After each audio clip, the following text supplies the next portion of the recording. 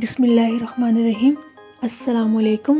Welcome back to another cooking vlog. आज मैं आपके साथ जिंगर बर्गर बनाने की ऐसी रेसिपी शेयर करने जा रही हूँ जो कि बनाना बहुत आसान है। सबसे पहले हमें चिकन के 2 ब्रेस्ट पीस चाहिए। हमने चिकन के पीस को अच्छी तरह वॉश किया। वॉश करने के बाद हमने इसे थोड़ी देर रखा ताकि इसमें पानी बिल्कुल खुश्क हो जाए। हमने सबसे पहले 2 टेबलस्पून लेमन का अर्क शामिल किया, 1 टेबलस्पून सिरका ऐड किया, हाफ़ टेबल स्पून हमने इसमें टिक्का मसाला ऐड किया जो कि आपको इजीली बाज़ार से मिल जाएगा। 1/4 टेबल स्पून हमने पेपरिका पाउडर इसमें ऐड किया। हाफ़ टेबल स्पून हमने दड़ा मिर्च and red chilli powder add किया। ये जो मिर्च मसाला है ये आप अपनी मर्ज़ी से ऐड करें क्योंकि कुछ लोग ज़्यादा मिर्ची यूज़ नहीं करते। एंड 1.5 टेबल स्पून लहसुन एंड अदरक का पेस्ट। अगर आपके पास लहसुन और अदरक का पेस्ट नहीं है तो आप पाउडर भी यूज़ कर सकते हैं। Half table spoon black pepper use की। 1/4 टेबल स्पून इसमें मैंने सॉल्ट ऐड किया। इन तमाम चीज़ों को एक बाउल में ऐड करके इसे अच्छी तरह मिक्स किया। 3 to 4 मिनट तक मैंने इसे अच्छी तरह मिक्स किया ताकि तमाम चीज़ें आपस में अच्छी तरह मिक्स हो जाएं। और इसके बाद मैंने इसे 40 मिनट के लिए कवर करके फ्रिज में मैरिनेट होने के लिए रख दिया। मिनिमम 40 मिनट के लिए रखें। अगर आपके पास ज़्यादा टाइम है तो आप 2 आवर भी इसको रख सकते हैं। सेकंड स्टेप में हमने पिज़्ज़ा सॉस बनाना है। अगर आपके पास पिज़्ज़ा सॉस पड़ा हुआ है बाज़ार वाला तो वो भी डाल सकते हैं। इसके अलावा हम ख़ुद भी बना सकते हैं, जिसके लिए हमें ऑर्गेनो, सॉल्ट, दड़ा मिर्च और टमाटो केचप सिंपल वाला, गार्लिक वगैरह इसमें ऐड ना हो, सिंपल टमाटो केचप। सबसे पहले 2 टेबल टमाटो केचप में 1/4 टेबल स्पून सॉल्ट ऐड किया। हाफ़ टेबल स्पून इसमें दड़ा मिर्च ऐड की। हाफ़ टेबल स्पून मैंने ऑर्गेनो ऐड किया। ये आपकी मर्ज़ी, अगर आपके पास हैं तो आप ऐड करें, अगर नहीं है तो ना भी ऐड करें, कोई मसला नहीं। इन तमाम चीज़ों को आपस में अच्छी तरह मिक्स करने के बाद हमने सॉस रेडी करके रख देना है। अगर आप बर्गर इस तरीके से बनाएंगे तो ये आपको इजीली आपके घर में बन भी जाएगा। आप इसको अपने बच्चों को लंच में भी दे सकते हैं। अगर आपके कभी मेहमान आए तो आप ये घर बना के इसको सर्व कर सकते हैं। ये बहुत अच्छा इसका टेस्ट होता है और इंशाल्लाह आप ज़रूर ट्राई कीजिएगा। उसके बाद मुझे थोड़ा सा बंद गोभी चाहिए थी बर्गर के ऊपर डालने के लिए, तो मैंने थोड़ी सी बंद गोभी को अच्छी तरह बारीक बारीक कट कर लिया। कट करने के बाद मैंने, आप बंद गोभी, खीरा भी कुछ लोग डालते हैं, टमाटो भी डालते हैं, ऑनियन भी डालते हैं, लेकिन मैंने यहाँ सिर्फ बंद गोभी ऐड की क्योंकि जिंगर वो शामी कबाब वाले बर्गर में अच्छा लगता है, जिंगर में अच्छा नहीं लगता। यहाँ पे मैंने बंद गोभी काट के साइड पे कर दिया। हमारे 3 स्टेप कंप्लीट हो गए। आप जब भी कोई काम करें ना उसके स्टेप बना लें कि फर्स्ट स्टेप क्या होगा, सेकंड में क्या करना है, थर्ड में क्या करना है और फोर्थ में क्या करना है। अब हम चलते हैं 4th स्टेप की तरफ। ये चिकन जो मैंने 40 मिनट पहले मैरिनेट होने के लिए रखा था, अब ये अच्छी तरह मैरिनेट हो चुका है। अब इसका हमने एक पीस उठाना है और हमने ½ kg मैदा मैंने लिया, इसमें मैंने डिप करना है। जितना ज़्यादा आप मैदा लेंगे उतने अच्छे क्रम्स आपके अच्छे बनेंगे। अगर आप चिकन के आपके पास 4 to 5 पीसेज हैं तो आप 1 kg मैदा यूज़ करें। यहाँ मेरे पास सिर्फ 2 ब्रेस्ट पीस थे तो मैंने ½ kg मैदा इसमें यूज़ किया है।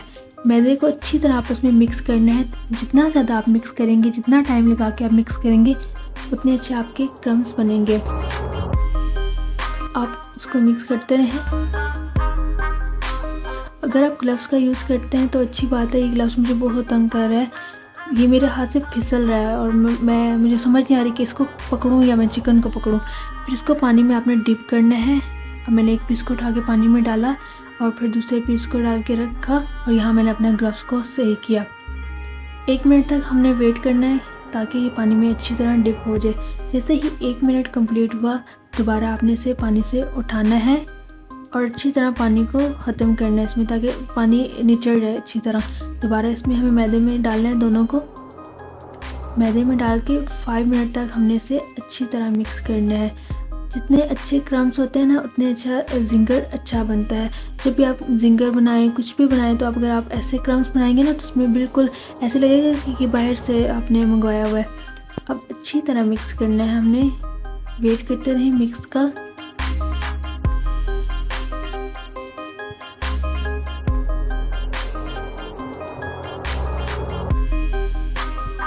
यहाँ देखें ये कितनी अच्छी तरह मिक्स हो गया है और आपको क्रम्स नज़र भी आ रहे होंगे कि हमारा मैदे में अच्छी तरह मिक्स हो गया। अब और ज़्यादा मिक्स करें, थोड़ा और टाइम लगाएं ताकि ये अच्छे बने।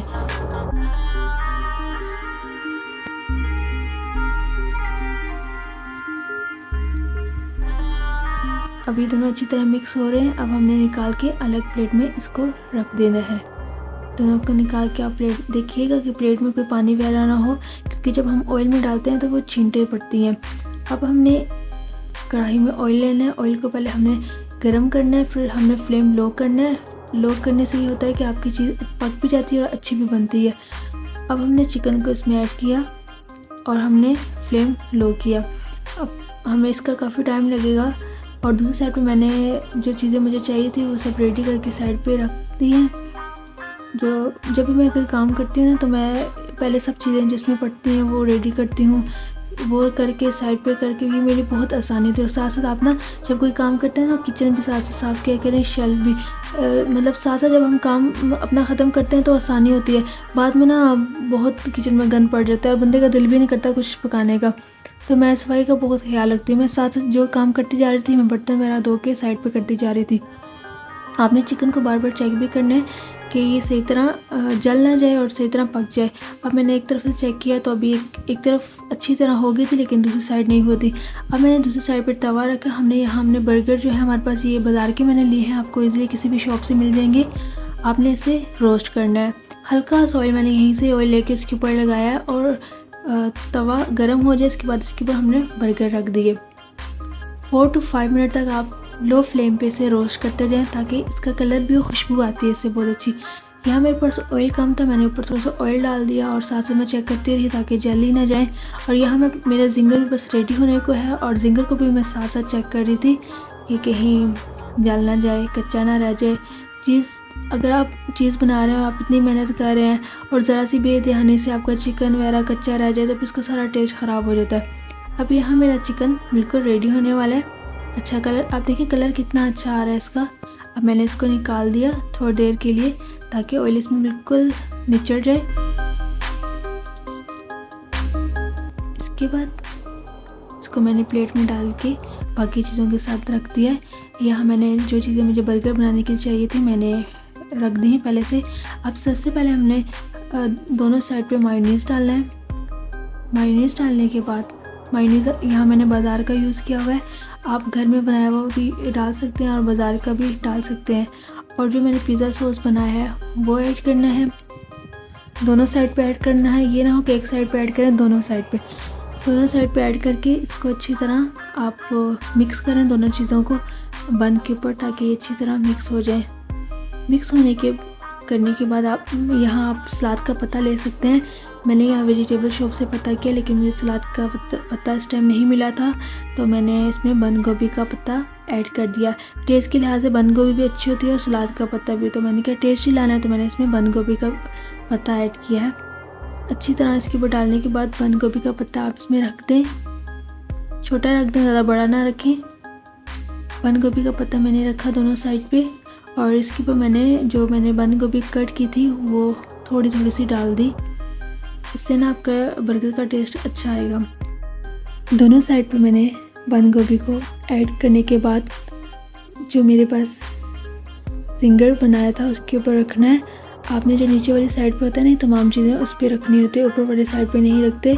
बन की जो ऊपर वाली और नीचे वाली साइड जिंगर रखने के बाद हमने इसके ऊपर जो हमारे पास पिज़्ज़ा सॉस बच गया था टेस्ट के लिए हमने वो ऐड कर दिया। यहाँ मेरे पास थोड़ी सी चीज़ थी तो मैंने चीज़ ऐड कर दी थी। ये चीज़ बहुत ज़्यादा फ्रीज़ हुई थी और ये मुश्किल से थोड़ी सी कटी है, तो मैंने इसमें ऐड करके इसके ऊपर पिज़्ज़ा सॉस डाल दिया। पिज़्ज़ा सॉस डालने के बाद मैंने इसके ऊपर वाली साइड रखी इसके ऊपर और थोड़ा सा प्रेस किया ताकि बर्गर बिल्कुल सही हो जाए। हमारा बर्गर बिल्कुल रेडी है। आप देख सकते हैं कितना अच्छा बना है। अगर आप मेरे चैनल पे न्यू हैं तो लाइक, सब्सक्राइब और शेयर कीजिएगा।